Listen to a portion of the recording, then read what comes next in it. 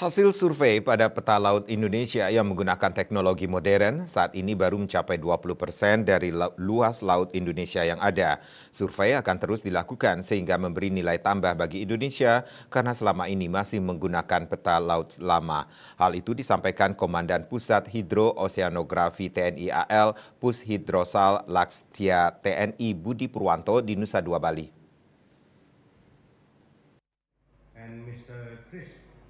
Komandan Pusat Hidro-Oseanografi TNI Angkatan Laut Pushidrosal Laksdia TNI Budi Purwanto pada pertemuan United Nations Global Geospatial Information Management dan Marine Spatial Data Infrastructure Working Group IHO ke-15 di Nusa Dua mengungkapkan memetakan laut Indonesia sudah ada sejak lama, namun peta tersebut merupakan peta lama.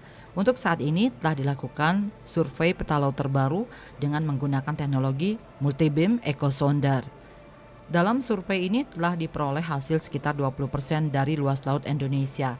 Dengan anggaran yang ada saat ini, Pushidrosal membuat skala prioritas agar kapal-kapal yang lewat bisa aman. Di antaranya, jalur pelayaran pelabuhan-pelabuhan yang dibangun oleh pemerintah di kawasan strategis nasional dan alur laut Kepulauan Indonesia ALKI yang menjadi tanggung jawab Indonesia sebagai negara kepulauan. Kita sudah memetakan laut Indonesia dengan berbagai skala.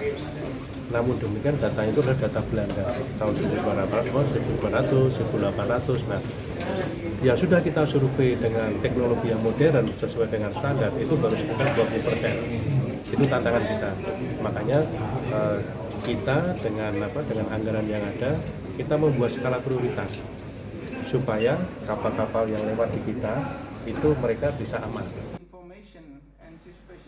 Sementara terkait pertemuan yang diikuti 25 negara anggota UN dan IHO dari perwakilan Eropa, Amerika, Asia Pasifik, Timur Tengah hingga Afrika, para ahli dari industri pemetaan laut dan organisasi internasional terkait seperti kabel bawah laut Organisasi Geospasial Internasional untuk menentukan kebijakan informasi geospasial kelautan di tingkat global untuk mendukung berbagai kepentingan yang bergantung pada sektor kelautan.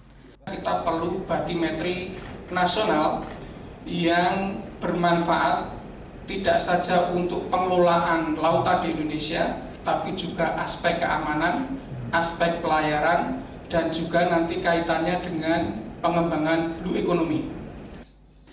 Diharapkan dapat meningkatkan kerjasama global, mengadvokasi dan meningkatkan ketersediaan dan aksesibilitas informasi geospasial kelautan dalam rangka mendukung kepentingan nasional. Raiswantaro, Bali TV.